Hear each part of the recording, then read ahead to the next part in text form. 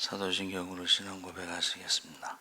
전능하사 천지를 만드신 하나님 아버지를 내가 믿사오며 그 외아들 우리 주 예수 그리스도를 믿사오니 이는 성령으로 잉태하사 동정녀 마리아에게 나시고 본디오 빌라도에게 고난을 받으사 십자가에 못 박혀 죽으시고 장사한 지 사흘 만에 죽은 자 가운데서 다시 살아나시며 하늘에 오르사 전능하신 하나님 우편에 앉아 계시다가 저희로서 산 자와 죽은 자를 심판하러 오시리라. 성령을 믿사오며 거룩한 공예와 성도가 서로 교통하는 것과 죄를 사하여 주시는 것과 몸이 다시 사는 것과 영원히 사는 것을 믿사옵나이다. 아멘. 찬송가 510장 찬송하시겠습니다.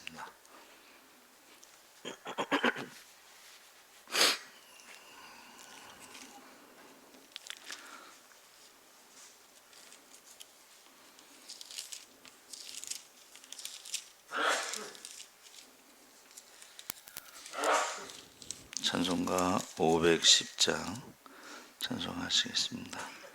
하나님의 진리 등대 길이 빛나니 우리들도 증대되어 주의 사랑 비추세. 우리 작은 불을 켜서 험한 바다 비추세.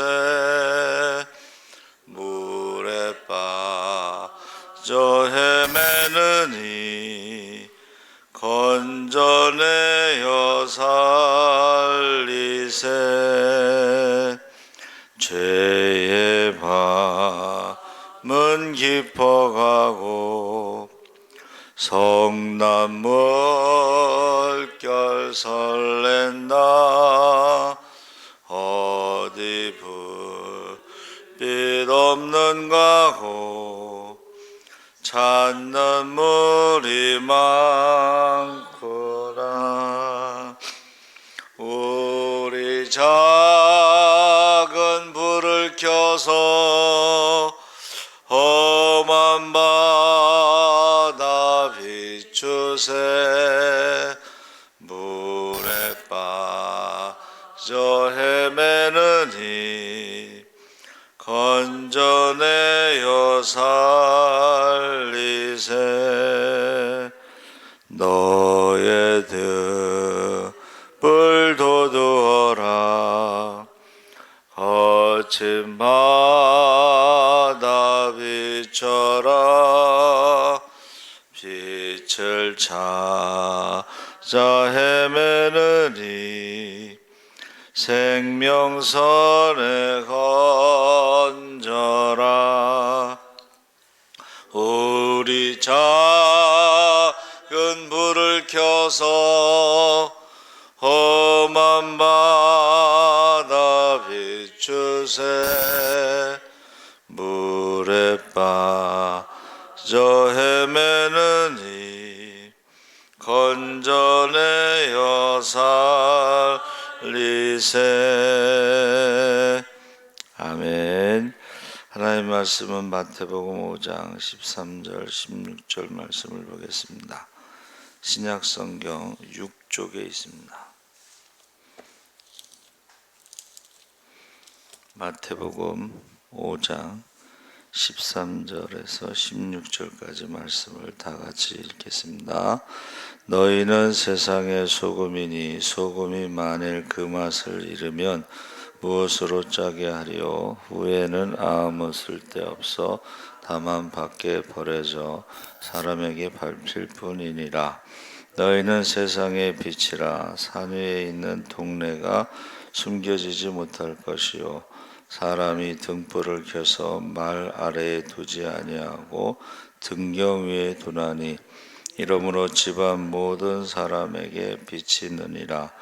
이같이 너희 빛이 사람 앞에 비치게 하여 그들로 너의 착한 행실을 보고 하늘에 계신 너희 아버지께 영광을 돌리게 하라. 아멘. 할렐루야. 좋은 아침입니다. 잘 오셨습니다. 감사합니다. 오늘 말씀의 제목이 빛과 소금인데, 예수님께서 마태복음 5장, 6장, 7장에 산상수훈을 말씀하셨습니다. 그래서 제자들에 대해서 팔복을 말씀하셨죠. 그래서 제자들은 천국을 소유할 것이고 위로를 받을 것이고 땅을 기업으로 받을 것이고 배부를 것이고 긍휼히 여김을 받을 것이고 하나님을 볼 것이고 하나님의 아들이라 일컬음을 받을 것이다. 그래서 그 하나님의 그 팔복을 받는 제자들의 삶과 자세의 특징을, 삶의 자세와 특징을 말씀하셨는데, 심령이 가난해야 된다. 애통해야 되고 온유해야 되고 의회주의고 목말라야 되고 긍휼히 여겨야 되고 청결해야 되고 화평하게 해야 하고 세상 사람들의 구별된 삶을 살아야 된다. 그렇게 말씀하셨습니다.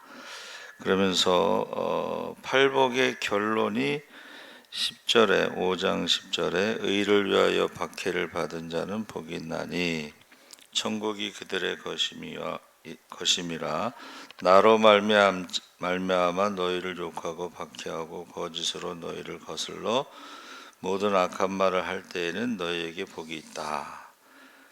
12절에 기뻐하고 즐거워하라. 하늘에서 너희의 상이 큼이라. 너희 전에 있던 선지자들도 이같이 박해하였느니라.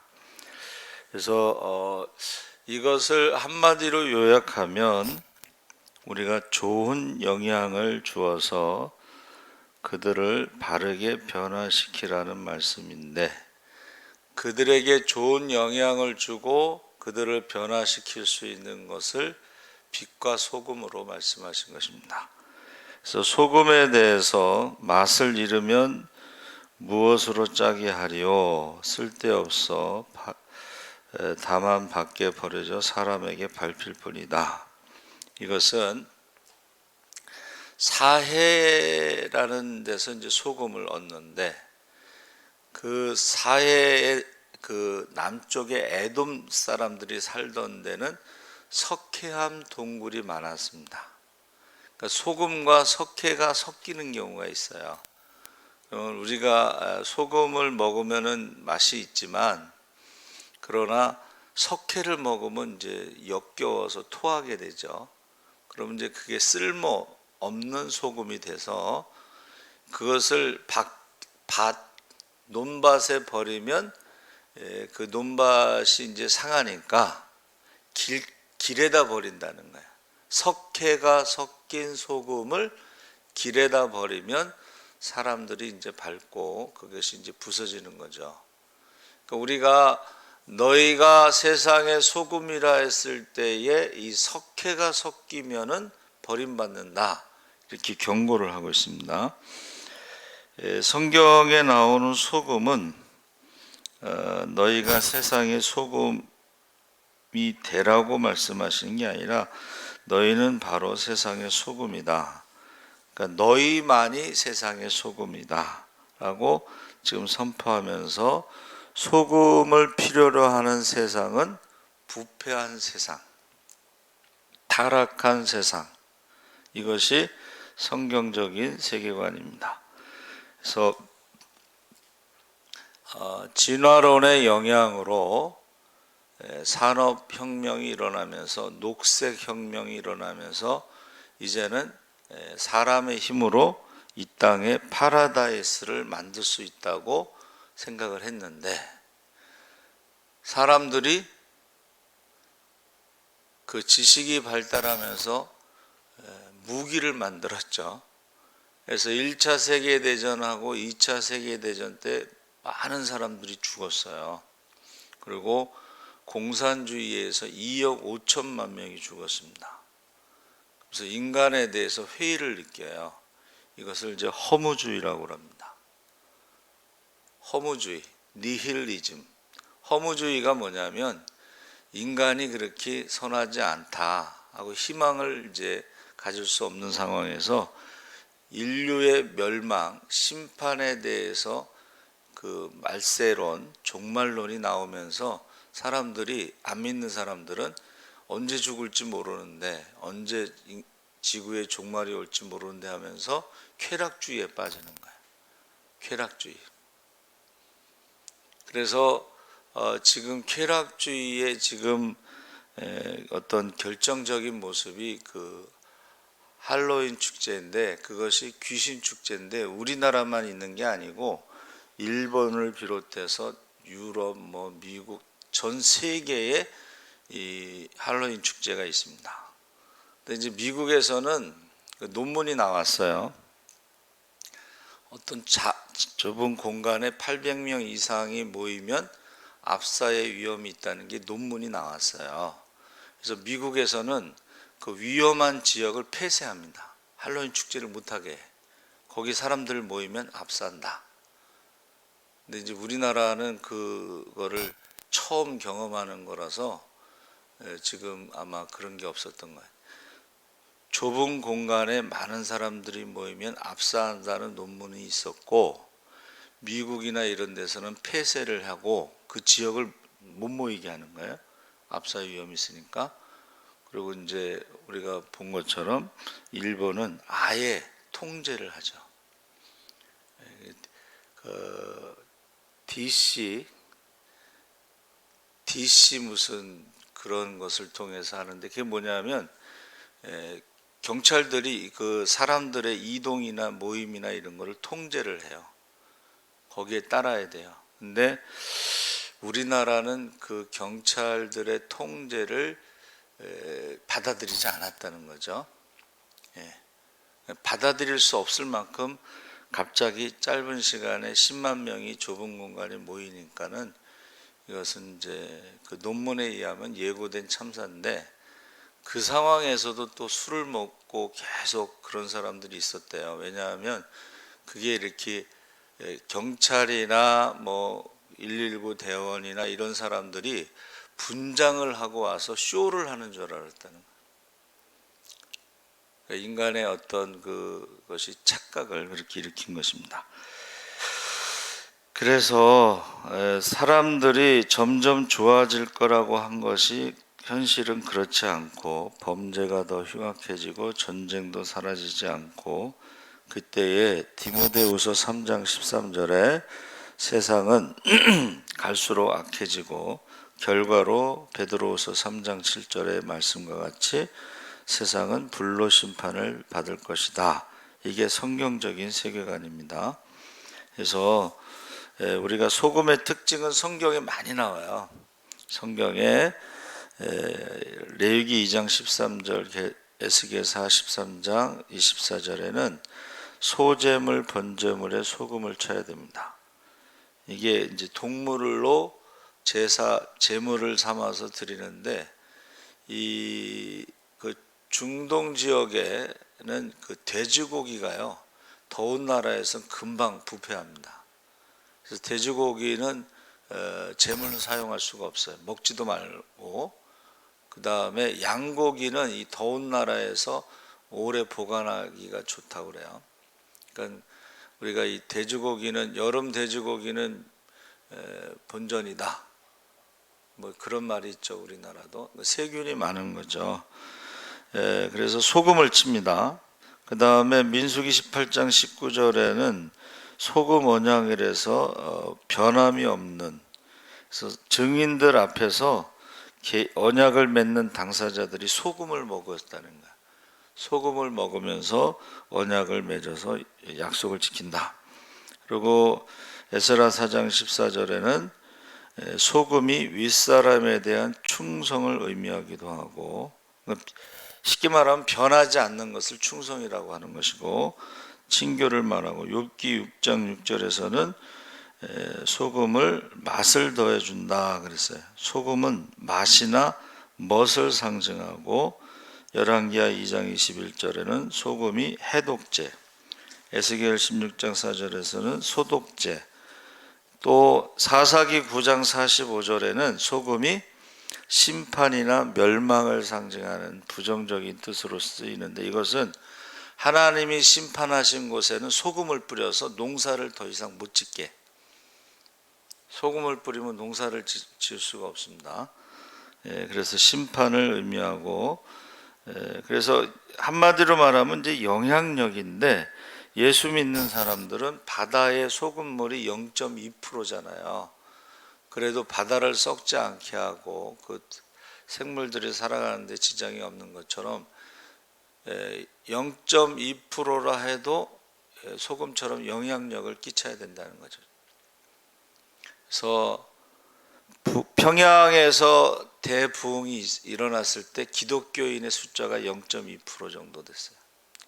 근데 그 사람들이 회개운동이 일어나면서 삼천리, 반도, 금수강산에 영향을 미쳤습니다. 소금의 역할을 다한 거죠. 그래서 아까 말씀드린 대로 석고가 섞이면 안 된다. 두 번째, 세상의 빛에 대해서는 이 이스라엘은 그 마을이 전부 산 위에 있어요. 부자들은 산 위에 살고 가난한 사람들이 밑에 사는 거야. 왜 그러냐면 이제 갑자기 폭우가 쏟아지면 그 피해가 있습니다. 비 피해가 있어요. 또 전쟁이 일어났을 때 산 위가 안전하죠. 근데 그 산 위에 있는 동네에 이제 불을 밝히는데, 이 말이라는 것은 그 우리가 한 말 두 말 하는 그 말이에요. 그 말 안에다 집어넣으면 빛의 역할을 할 수가 없죠. 등경 위에다가, 등잔대 등경 위에다가 빛을 둬야지 집안이 밝아진다.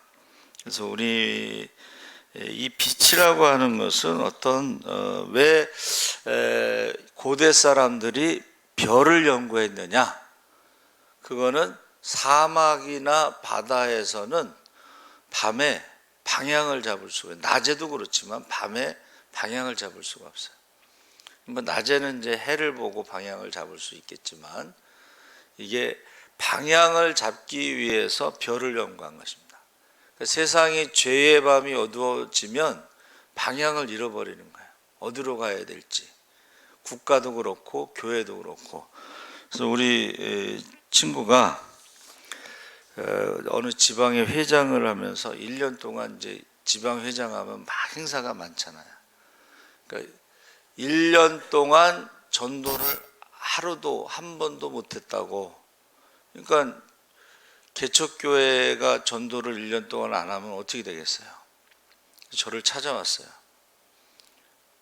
이제 자존심을 버리고 저를 찾아와서 전도에 대해서 이제 자기 지방에 작은 교회들을 모아놓을 테니까 저보고 와서 전도에 대해서 좀 일주일에 한 번이라도 좀 이렇게 이야기를 했으면 좋겠다. 저도 바쁘니까는 자주 가지 못하고, 그런데 그 이야기를 하고 나서 이 코로나가 왔어요. 그러니까 지금 교회들이 방향을 잃었어요. 막 행사 막 하는데, 코로나가 오면서 이게 교회가 예배들을 못 드리고 점점 교인이 줄고 2만 개가 넘는 교회가 문을 닫았다 그랬잖아요. 교회가요 방향을 잃었어요. 그러면 빛 대신 예수님이 우리에게 하신 말씀이 뭐냐면, 나는 전도하러 왔노라, 이렇게 말씀하셨어요. 오병이의 기적이나 막 여러분 생각해 보세요. 막 병든 자 고치고 죽은 자 살리고 막 귀신 쫓아낼 때는 사람들이 왕으로 삼고자 했어요. 근데 예수님께서 분명하게 나는 전도하러 왔노라, 다른 마을로 가자, 이렇게 말씀하셨거든요. 그러니까 목회의 방향이나 신앙생활의 방향이, 여러분, 전도 중심으로 우리가 목회도 해야 되고 전도 중심으로 신앙생활을 해야 돼요. 방향을 잃어버리면 안 돼. 믿음의 주여 또 온전케 하시는 예수를 바라보자. 할렐루야. 예수님이 다른 마을로 가자, 나 왕노릇하러 온 거 아니다. 그래서 우리들도 따라가야지. 예? 따라가야지. 그냥 이 세상에서 왕노릇 하려고 하면 안 돼. 신앙생활하면서 왕노릇 하려고 그러면 안 돼요. 전도 중심으로 신앙생활을 해야 되고, 목회도 마찬가지입니다. 예. 가만히 있으면 사람들이 막 오고 그런 시대는 지났습니다. 2만 불이 되면서 교회에서 세상으로 나가는 시대가 된 거예요. 우리가 지금 3만 5천 불입니다. 금요일 오후서부터 주말이 시작됩니다. 그리고 황금 연휴가 있습니다. 가만히 있으면 돌아오지 않아요. 잃어버린 양을 찾으러 가야 되는 것입니다. 그래서 가정도 마찬가지 같아요. 가정도 아내라는 말이 집안에 있는 해라는 뜻이에요. 교회에서 사모의 역할이 해와 같은 역할을 하고 빛의 역할을 하고, 또 가정에서는 어머니가 해와 같은 역할을, 엄마가 없는 가정을 한번 보면요, 분위기가 어때요? 그냥 우울해요. 어두워요. 특히 우리 친구는 아들만 5인데 엄마가 없으니까 이게 집이 참 거시기해요. 표현을 할 수가 없어. 교회도 마찬가지입니다. 빛과 같은 존재들이 있어야지 되고, 그리고 우리 여보라는 말이요, 보배와 같다는 뜻이에요. 빛과 같은 어머니가 바로 보배와 같은 것이고, 빛과 같은 사모가 있는 교회가 보배와 같은 것이다. 이렇게 우리가 빛에 대해서 말할 수가 있습니다. 영향력이라는 것은, 소금은 소극적으로 눈에 보이지 않게 영향력을 끼치는 것이고, 빛이라는 것은 눈에 보이게 적극적으로 영향력을 끼치는데, 제가 그런 생각을 했어요. 만약에 우리 어제 종교개혁 주일에 제2의 종교개혁은 교회 재정의 개혁이다. 그래서 우리 한국교회가 교회 재정을 선교와 구제에 먼저 썼으면, 지금 막 어려울 때에 교회에서 건축을 포기하고, 어느 교회는 3천억이 들었다는데 3천억 건축을 포기하고, 원래 예배당이 있으니까 그 예배당에서 예배드리고 건축을 3천억을 만약에 구제비로 쓰고 선교비로 썼다. 그럼 어떻게 되겠어요? 3천억짜리 교회 하나가 하나님을 더 기쁘시겠어요? 아니면 1억이 되는 3,000개의 교회를 세우거나, 아니면 3,000개의 가정을 돌보는데 1억씩이라도 만약에 나눠줬으면 어떻게 됐겠어요? 아마 난리가 났을 것입니다. 그래서 저와 여러분이 소금과 빛의 역할을, 영향력을 끼치라 그렇게 말씀하시면서, 누구든지 사람 앞에서 나를 시인하면 나도 하늘에 계신 내 아버지 앞에서 그를 시인할 것이요, 누구든지 사람 앞에서 나를 부인하면 나도 하늘에 계신 내 아버지 앞에서 그를 부인하리라. 사람들 앞에서 시인한다는 것은 빛과 소금으로 살라는 거죠. 빛과 소금으로 살지 않는 것은 부인하는 것이다. 그렇게 말씀하신 것입니다, 지금. 그래서 주님이 오신다고 우리가 재림의 징조가 분명하다 그러면 교회를 팔아서라도 전도비로 써야 된다. 그런 생각을 저는 갖고 있습니다. 그렇잖아요.